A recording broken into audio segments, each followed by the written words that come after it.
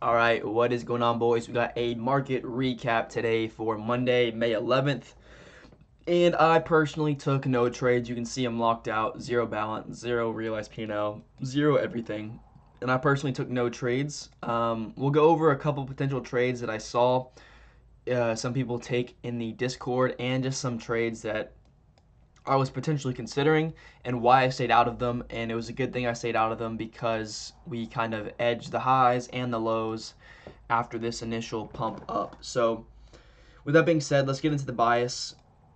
These were my thoughts. This is what we looked like coming into the market open. We're kind of in this hourly range here. We had all-time highs above and the sell side below. And I said pre-market, overnight, hourly range, but obviously still long bias because we are at all-time highs. Would love to sweep lower and further tap into this 4-hour gap before continuing higher towards all-time highs. Or if we head to all-time highs first, we can potentially take longs into price discovery if good volatility is still presented.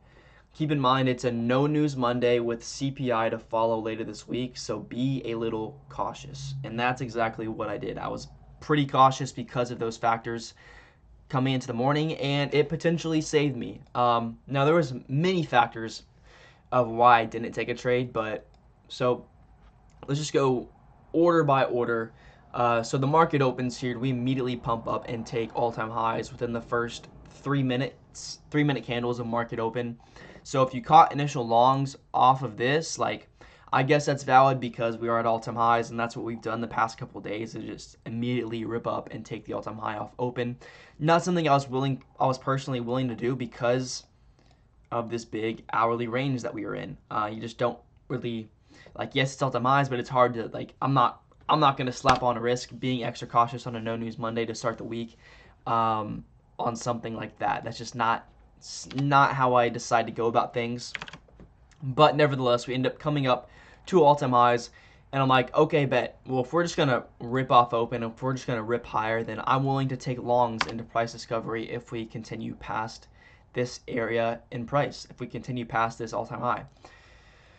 But we didn't, okay? And we ended up getting a big retrace, and I was willing to potentially take a trade if this happened relatively quickly because I look at the 5-minute, I'm like, wow, that is a 150 point, almost 5-minute candle that closes above the all-time highs. I'm like, okay, bet, if we're just gonna rip, I wanna see a deep, relatively quick rebalance into these big 1-minute gaps, and then a clean flip up, go break even at the internal high, and then hold into price discovery for whatever risk to reward you're looking for.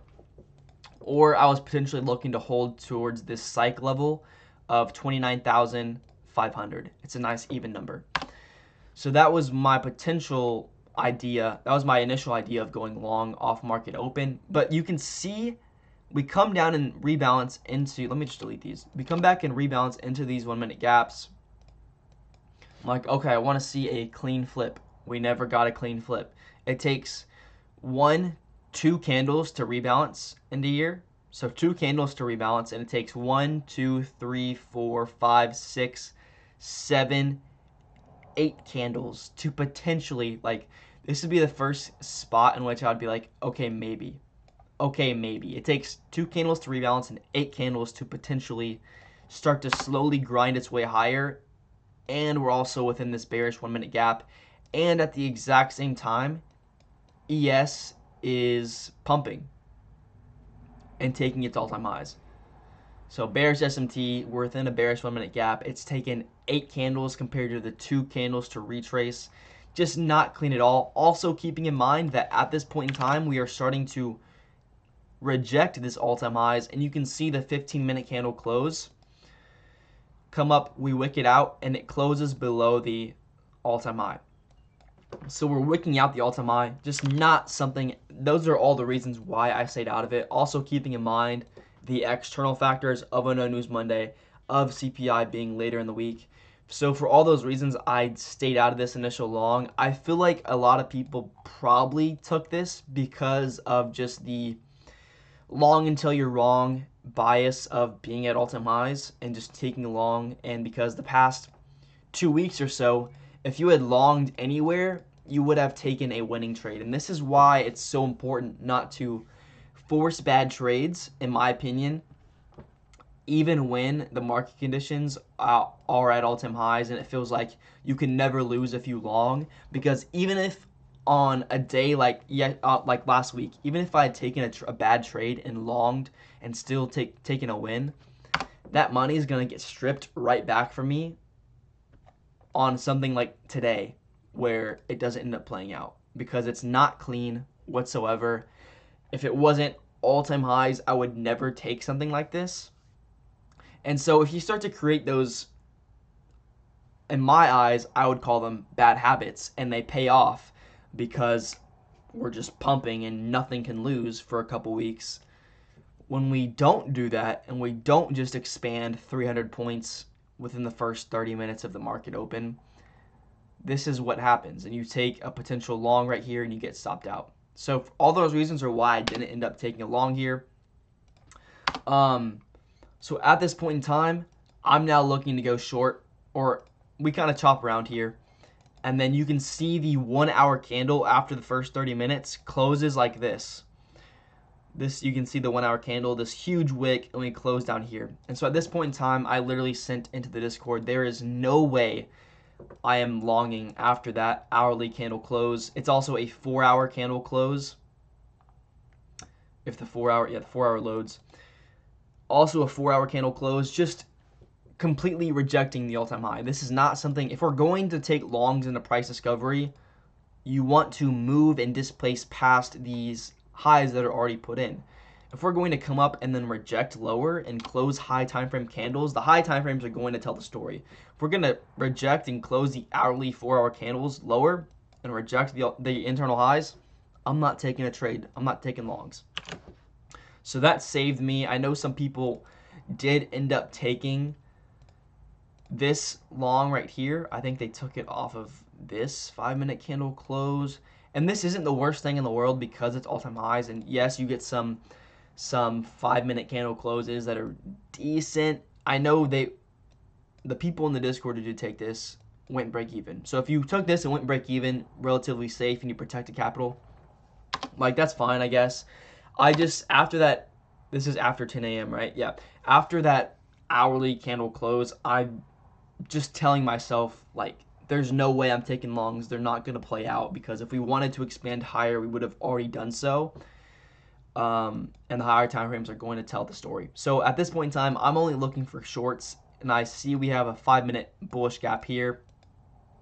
I'm looking for potential shorts here after we invert it. This wasn't a strong 5-minute candle close, so I'm like, okay, I'm gonna wait and camp out on the 1 minute to see, because we had opened up a 5-minute above here. I want to see a close below this internal low that was just put in. Maybe we get a retrace here.